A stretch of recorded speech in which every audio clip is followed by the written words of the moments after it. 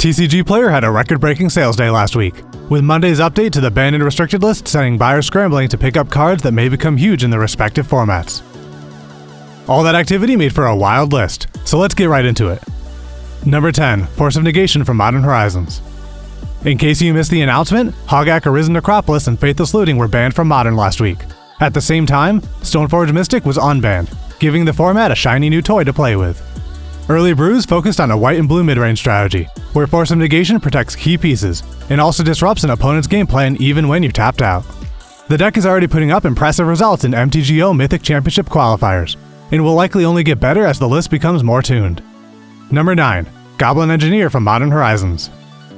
A 4-color deck using Whir of Invention took first place at the SCG Open in Dallas over the weekend, and it used 3 copies of this helpful little goblin to pull key cards out of the toolbox.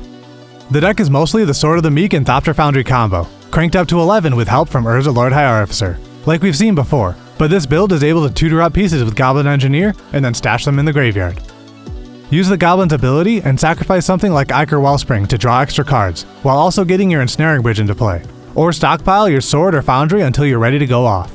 Between Whir of Invention and Goblin Engineer, the deck has multiple ways to find the artifacts it needs, and Urza provides plenty of mana, making this an effective strategy for anyone who missed the boat on Stoneforge Mystic. Number 8, Icefang Coatl from Modern Horizons. Gabriel Nassif has been continuing to refine his Bant Ephemerate list, but one card that's been pretty much locked in from day one is this Flying Snake.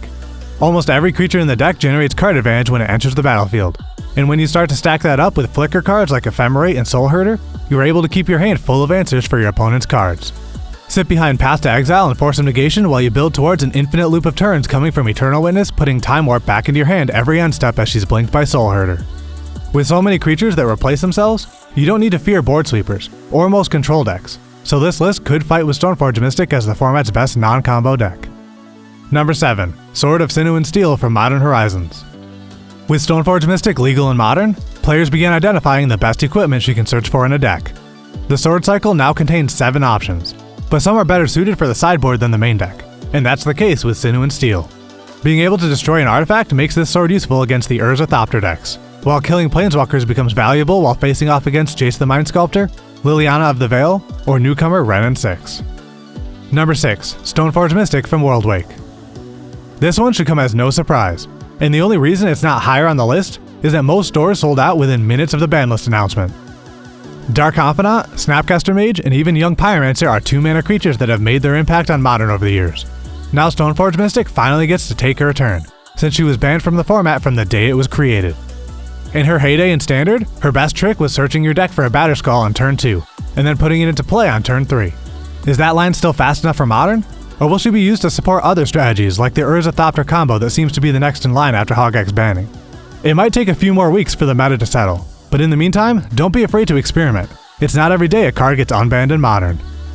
Number 5, Rampaging Ferocidon from Ixalan. Modern wasn't the only format to get an unbanning. Standard got this aggressive dinosaur back after sitting on the bench for over a year. Originally banned alongside Ramunap Runes to help weaken the dominating Mono Red deck at the time. The Ferocidon now gets to spend about a month in the format before it rotates out along with everything else from the Ixalan sets. In that small window, it might be the perfect answer to the Sorin-powered black and white vampire decks that thrive on life gain. And it punishes the Scapeshift Field of the Dead deck by hurting your opponents for every zombie token their lands put in the battlefield. Number 4, Undead Augur from Modern Horizons. This is an odd time of year for Magic. Standard's on the verge of rotating, and Modern was in a bit of a holding pattern until it was clear what was going to happen with Hogaak. When players are unlikely to invest in new decks, we tend to see an uptick in sales for one type of card above all others: Tribal. Undead Augur is a zombie, and even though it doesn't slot neatly into any competitive shell at the moment, it works in all sorts of casual zombie decks. Maybe someday it could become a Modern 2-drop to rival Stoneforge Mystic, but for now it's a fun little diversion during a period of deck building stagnation. Number 3, Loxodon Lifechanter from Core Set 2020. Just like with Undead Augur, sometimes people really push tribal themes to their max. Loxodon Lifechanter is a bulk rare if there ever was one. But it also happens to be a cleric, and that's good enough for a YouTube channel called Always Bolt the Bird to feature it in a mono-white deck in a recent arena run. We love highlighting channels of all sorts and sizes out there, and while I'm not saying Always Bolt the Bird is responsible for Loxodon Lifechanter suddenly becoming a must-have card, you do have to respect their commitment to the theme of this deck. What other hidden tribal gems are out there waiting to be discovered in the dead zone right before standard rotation? Sure, elementals and vampires are obvious, but they probably won't get help in Throne of Eldraine. Knights and clerics, however, might be worth a second look. Number 2, Giver of Runes from Modern Horizons.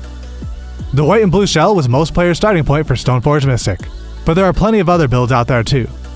Take the white and green Devoted Druid combo deck for example. In the words of Jeff Hoogland, Stoneforge Mystic was an extra must-answer threat that felt very elegant inside of that shell. The deck leads off with Giver of Runes or one of its mana creatures, Birds of Paradise or Noble Hierarch. Turn 2 can then bring Stoneforge Mystic who fetches up Batterskull, or can start assembling the infinite mana combo with either Devoted Druid or Vizier of Remedies. That infinite mana can be poured into a Walking Ballista for lethal damage, or into a Finale of Devastation that searches it up. Giver of Runes provides protection to the otherwise fragile creature-based combo, and I bet we haven't seen the last of it appearing alongside a fellow core with a Forge of Stone. Number 1, Force of Virtue from Modern Horizons. Out of the 5 Force cards introduced in Modern Horizons, Force of Virtue is the second least valuable, but has spent the most time on our top 10 list. It sees fringe play in Modern Soul Sisters lists, but has yet to hit the final table of any large tournament. And even with casual appeal coming from things like the Commander's Corps list for Kykar Wind's Fury, Force of Virtue continues to put up numbers way above expectations. Is this Magic's new Seance? Is there a Legacy Death and Taxes list that becomes unstoppable once it gives all its creatures a simple +1/+1? Let me know in the comments why you think Force of Virtue made it to the number 1 slot this week, and then subscribe to the channel so you can keep up with future top 10s.